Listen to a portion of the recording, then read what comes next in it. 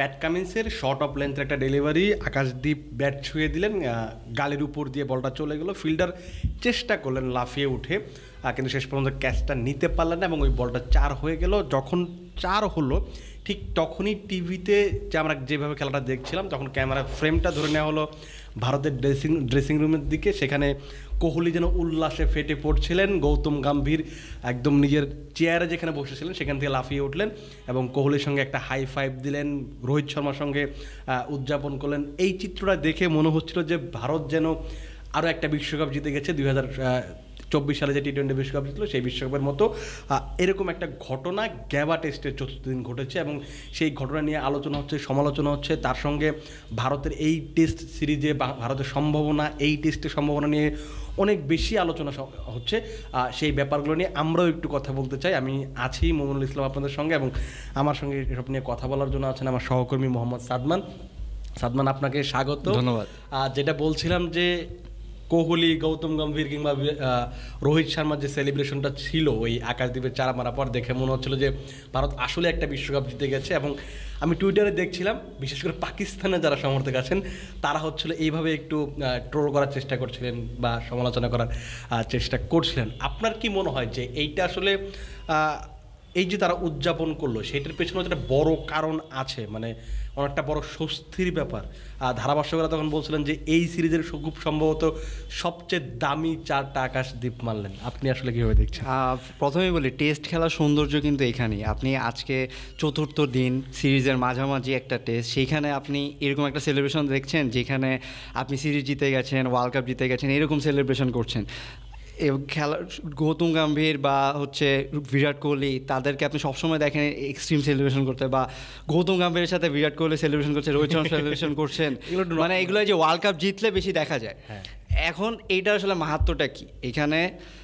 আমি যেটা বলছিলাম যে আরেকটা কিন্তু ভালো জিনিস হচ্ছে গ্যাবা, এটা কিন্তু শেষ টেস্ট। গ্যাবার এরপরে অলিম্পিকের জন্য গ্যাবার স্টেডিয়ামটা ছেড়ে দেওয়া হবে, এখানে আর হবে না। এই টেস্টটা বৃষ্টির জন্য প্রথম দিনটা খেলা হয়নি, এরপরেও কিন্তু অফ অন বৃষ্টি হচ্ছে, আজকেও 4 বার বৃষ্টি হচ্ছে। এইখানে মাহাত্ম্যটা আসলে কি? এই যে সিরিজটা এখানে জিতলে ফার্স্টে তো হচ্ছে ইকুয়েশন হচ্ছে জিততে হবে, 3-2 জিতার ইকুয়েশন সবচেয়ে মানে প্রথমে ছিল যে এখানে জিতলে ভারত হচ্ছে ওয়ার্ল্ড টেস্ট চ্যাম্পিয়নশিপ খেলবে। সেখানে যেহেতু 1-1 এখন সমতায় রয়েছে, ভারত কিন্তু একটু ব্যাকফুটে চলে গিয়েছে। এই টেস্টটাও যেভাবে তারা খেলছিল সেখানে কিন্তু একটা হারার দ্বার প্রান্তে ছিল, একদম নিশ্চিত হারার দ্বার প্রান্তে ছিল। 5 দিন যদি খেলা হতো আমরা বলছিলাম যে হয়তো এই টেস্টটা ভারত হেরে যেত। সেখানে আজকে এই বৃষ্টির মধ্যে যখন 246 রানের মতো হয়তো লাগতো ফলো অন এড়াতে, সেইটা তারা 213 রানে, যাদের যে একজন সেট ব্যাটার ছিল 50 আপ ছিল তিনি আউট হয়ে যান। এরপরে লাস্ট হচ্ছে আকাশদীপ এবং জাসপ্রীত বুমরা নামেন, তারা আউট হয়ে যাবেন, এইটাই স্বাভাবিক ছিল। কারণ দিনের প্রথম বলেই কিন্তু KL রাহুল, যিনি হায়েস্ট স্কোরার প্রায় 84 রান মনে হয় করেছেন, তিনি কিন্তু প্রথম বলে আউট হয়েছিলেন। স্টিভ স্মিথ একটা ইজি ক্যাচ মিস করেছে, কিন্তু তিনি কিন্তু আবার সেটা খুব ভালো একটা ক্যাচ ধরে এই KLকে ফিরিয়ে দিয়েছেন। তো এই সময় যখন আকাশদীপ এবং বুমরা খেলছেন, তাদের একটা 39 রানের পার্টনারশিপ হয়।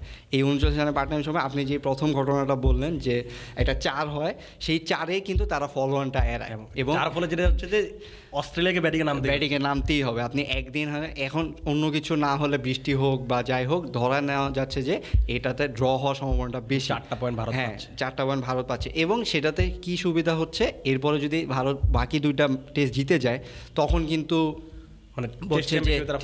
ফাইনাল চলে যাবে। সো এইটা তো অবশ্যই, মানে আমিও তখন ভাবছিলাম যে অনেকে সমালোচনা করছেন, সেটা অন্য একটা পার্সপেক্টিভ আছে। কারণ আপনি যখন যাকে কয় না, বলে না একটা কথা, যে বাংলায় একটা কথা বলে যে আপনি যাকে পছন্দ করেন না তার মানে হাঁটনো না কি বলে বাঁকা লাগে, এরকম একটা ব্যাপার থাকে। যেটা হচ্ছে যে এই টেস্টটা যেই ম্যাচটা আপনি হেরে যেতেন, সেই ম্যাচে আপনি 4টা পয়েন্ট পাচ্ছেন, সেটা তো আসলে আপনি আনন্দ করবেন। আর এই টেস্ট ম্যাচ কিংবা বাকি যে 2টা ম্যাচ আছে, এই 2টার উপরে অনেক বেশি নির্ভর করছে আপনি টেস্ট চ্যাম্পিয়নশিপের ফাইনালে যাবেন কিনা। আর এখান থেকে ঘুরে দাঁড়ানো একটা মনে হয় যে রসদ যোগাবে, যে আপনি ফলো অন অ্যাভয়েড করলেন, 4টা পয়েন্ট পেলেন, পরের যে ম্যাচগুলো আছে হয়তো বক্সিং ডে টেস্ট কিংবা তারপর হয়তো আরও একটা টেস্ট আছে, সেই ম্যাচগুলোতে হয়তো ঘুরে দাঁড়ার রসদটা পাবে। এখন যেটা হচ্ছে যে আপনার কি মনে হয় যে এখন সিরিজে এক একটা সমতা, এখন এই ম্যাচটা হয়তো আমরা ধরে নিচ্ছি আর কি, তো সেইখান থেকে কি ভারতের 3-1 সিরিজ জেতা সম্ভব কিনা? আমি আপনাকে প্রথমে একটা কথা বলি, 2001 সালে একটি টেস্ট সিরিজ হয়েছিল ইন্ডিয়া এবং ভারতের মধ্যে, কলকাতায় সেকেন্ড টেস্টটা ছিল, যেখানে অস্ট্রেলিয়া ইন্ডিয়াকে ফলনে ফেলেছিল। এবং আজকে যদি তারা ফলনে ফেলতে পারতো সেটা হচ্ছে সেটা হচ্ছে এই 2001 থেকে এই পর্যন্ত সেকেন্ড টাইমের মতো হচ্ছে অস্ট্রেলিয়া তাকে ফেলতে পারতো। সো সেখানে ওই টেস্টটা কিন্তু ঐতিহাসিকভাবে ভারত জিতে গিয়েছিল। প্রথম ইনিংসে অস্ট্রেলিয়া একটা 400 রানের প্লাস রান করেছে, এরপরে ফার্স্ট ইনিংসে তারা 171 রানে অল আউট হয়ে যায়। এরপরে কিন্তু তারা ফলোঅনে পড়েছিল এবং সেখান থেকে ভিভিএস লক্ষ্মণ এবং হচ্ছে রাহুল দ্রাবিড় তারা 376 রানের মতো একটা পার্টনারশিপ করে, তারা টোটাল 600-650 মতো রান করে।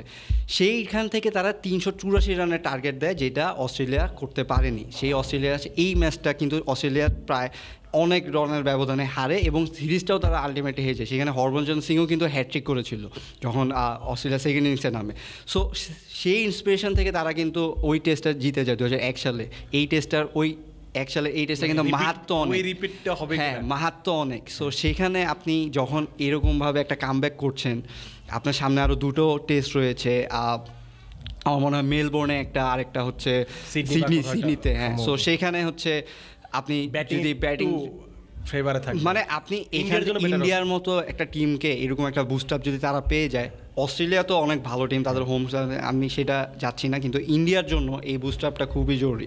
আমরা ধরে নিলাম এটা ড্র করলে যেটা হবে যে তারা 4টা পয়েন্ট বেশি পাবে এবং তাদের পয়েন্টস টেবিলে হচ্ছে পার্সেন্টেজটা বেড়ে যাবে। আপনি পয়েন্টসের এখানে কিন্তু পার্সেন্টেজ বাড়লেই কিন্তু, বা পয়েন্টের পরের সংখ্যা বাড়লেও কিন্তু আপনার এখানে অনেক অ্যাডভান্টেজ আপনার এখানে কিন্তু তাদের শেষ হয়ে যাবে, এই সাইকেলের টেস্ট সিরিজ শেষ হয়ে যাবে, আর কোনো সুযোগ থাকবে। কিন্তু অস্ট্রেলিয়ার সাথে শ্রীলঙ্কার একটা অ্যাওয়ে টেস্ট সিরিজ রয়েছে, সেইখানেও যদি অস্ট্রেলিয়া মানে এখানে যদি তারা 3-1 হেরে যায়, এরপর যদি অস্ট্রেলিয়া ওখানে 2-0 জিতেও যায়, তারপরে অস্ট্রেলিয়া বাদ পড়ে যাবে। সো এই জিনিসটা একটা 4 থেকে আপনি হচ্ছে অনেক ইকুয়েশন, অনেক কিছু মিলিয়ে ফেলতে পারবেন। এখন আসলে ভারতের আমার যে জিনিসটা হচ্ছে যে প্রথম টেস্টে পার্থেও আমরা দেখেছি যে প্রথম ইনিংসে ভারত ভালো ব্যাটিং করতে পারেনি, সেকেন্ড ইনিংসে হয়তো ইয়াশভি জয়সওয়াল, লোকেশ রাহুল, বিরাট কোহলির যে ব্যাটিংটা ছিল সেখান থেকে হয়তো ঘুরে দাঁড়িয়েছিল। এখন যে জিনিসটা হচ্ছে যে পুরো এই 3টা ম্যাচ যদি আমরা দেখি, সেখানে কিন্তু ভারতের সবচেয়ে দুর্বল জায়গাটা হচ্ছে ব্যাটিং। এখন পর্যন্ত ব্যাটসম্যানরা 2-1 ছাড়া, ওই ইন্ডিভিজুয়াল 2-1 ইনিংস ছাড়া কিন্তু খুব বেশি মানে টিম হিসেবে যে একটা ভালো খেলা, সেটা কিন্তু এখন টপ অর্ডার আমাদের বাংলাদেশের মতো টপ অর্ডার হয়ে গেছে। আরেকটা জিনিস হচ্ছে এইখানে কোহলি অনেকদিন ধরে রানে নেই, রোহিত শর্মাও রানে নেই। আমি একটু রোহিত শর্মাকে নিয়ে কথা বলতে চাই। আপনার কি মনে হয় যে রোহিত শর্মা যদি ওপেন করতেন তাহলে রোহিত শর্মা আরও একটু বেটার ব্যাটিং করতে পারতেন, যেটা এখন হয়তো 5-6 বা একটু লোয়ার? এটা নিয়ে কিন্তু আসলে কথা হচ্ছিল যে আপনি এইখানে জায়গাটা ছেড়ে দিলেন, এরকম একটা ইম্পর্টেন্ট সিরিজে আপনি জায়গাটা ছেড়ে রাহুলকে দিলেন। রাহুলও সুযোগ পেয়েও কিন্তু কাজে লাগাচ্ছেন, কিন্তু রোহিত শর্মা কিন্তু কাজে লাগাতে পারছেন না, তিনি মিডল অর্ডারে নেমে ভালো খেলতে পারছেন না। এখন এই জিনিসটা আপনার বিরাট কোহলির কথা বলছিলেন, বিরাট কোহলি কিন্তু ফ্লপ। বিরাট কোহলি সেঞ্চুরি করেছেন একটা এই সিরিজে, কিন্তু আপনি তাকে মুখস্থভাবেই তাকে আউট করে যাচ্ছেন, আপনি অফ স্ট্যাম্পের বাইরে বল দিচ্ছেন, তিনি এজ করে আউট হয়ে যাচ্ছেন। সো আপনার এই টাইপের ব্যাটাররা এরকম বড় সিরিজে যদি ফ্লপ হয়, তখন কিন্তু আপনার ইয়াংস্টাররা সবসময় যে পারবে, জয়সওয়াল যে প্রত্যেক ম্যাচে পারবে না সেটা কিন্তু তিনি দেখিয়ে দিচ্ছেন। তিনি ইটস কামিং টু স্লো বলার পর থেকে একটা মেন্টাল গেম, এটা আপনাকে মানতে হবে যে একটা মেন্টাল গেম, একটা স্টার্কের মতো একটা বলার, স্লেজিং করে কত স্টার্কের মতো একটা লেজেন্ডারি বলার সাথে আপনি এরকম পাঙ্গা নিয়েছেন এবং এরপরে পরপর 2 টেস্টে আপনি ফার্স্ট বল এবং সেকেন্ড বলে আউট হয়ে গিয়েছেন। সো এইগুলা কিন্তু মেন্টালি গেম খেলে। সো আপনি বড় যারা কোহলি, রোহিত শর্মা যারা এইসব প্রেশার নিতে পারে, তারা যদি পারফর্ম না করে, তখন কিন্তু বড় টিমগুলোর সাথে আসলে খেলাটা কঠিন হয়ে যায়, ইভেন অস্ট্রেলিয়ার মাটিতে, অস্ট্রেলিয়ার সাথে। তো সেই ক্ষেত্রে আপনি বলছেন রোহিত শর্মা, এটা আমার মনে হয় যে এই সময়টা আসলে তাকে এই এক্সপেরিমেন্ট করাটা ঠিক হয়নি। মানে আবার এটাও একটা ব্যাপার ছিল যে অনেকে আবার বলছিল যে প্রথম ম্যাচে যখন রাহুল যখন ভালো খেলেন, তখন যদি তাকে সরিয়ে দেওয়া হতো, আবার ওইখানেও যদি রোহিত শর্মা ভালো না করতেন, লোকেশ রাও যদি নিচে এসে ভালো না করতেন, তখন হয়তো ওই প্রশ্নটা উঠতো যে অধিনায়ক বলে মানে জোর যার মূল লুক তার ব্যাপারটা এরকমও হতো, মানে মানে তিনি বিপদে, তার মধ্যে সেকেন্ড টেস্টটা তিনি তো খেলেনি। হ্যাঁ প্রথম টেস্টটা তিনি খেলেনি, ওই ব্যাপারটাও একটা কাজ করতো, তিনি আসলে বিপদে আছেন। আমরা আসলে দেখা যাক আসলে কালকে তো এখানে মনে হচ্ছে যে জাসপ্রীত বুমরাই হচ্ছে তাদের মেইন অলরাউন্ডার, তিনি বোলিংও করছেন, ব্যাটিংও তাদের বাঁচিয়ে দিচ্ছেন। এখন তিনটা ম্যাচে কিন্তু তিনটা ম্যাচেই সেভাবেই তিনি পারফর্ম করেছেন, যেটা মানে বোলারদের মোটামুটি ওই কন্ট্রিবিউশনটা ছিল, হয়তো বাকিরা হয়তো সেভাবে কাজ করতে, উনি একাই লিড দিচ্ছেন, বাকিরা যেটুকু সাপোর্ট দেওয়া দিচ্ছে। তিনি কিন্তু বলেছেন, তিনি কিন্তু তাদের বলছে একটা ট্রানজিশন পিরিয়ড যাচ্ছে, সেখানে আসলে হবে একটা লিডার এভাবে আসলে এটাই কথা বলে। আরেকটা জিনিস হচ্ছে আমরা তো ভারত এবং অস্ট্রেলিয়ানের কথা বলছি, বর্ডার গাভাস্কার নিয়ে কথা বলছি, এটা হয়তো আগামী দিন আমরা হয়তো আরও একটু বেটার আলোচনা করতে পারবো, বা ম্যাচটা শেষে হয়তো আমরা পরবর্তীতে ইকুয়েশনটা কী হতে পারে সেটা হয়তো আমরা একটু বিস্তারিত আলোচনা করতে। আমরা একটু বাংলাদেশে ফিরি, বাংলাদেশে প্রিমিয়ার লিগে ফিরি। বাংলাদেশের সিরিজও চলছে, সিরিজটা নিয়ে হয়তো আমরা অন্যভাবে আলোচনা করবো, অন্য জায়গায় আলোচনা করবো করবো।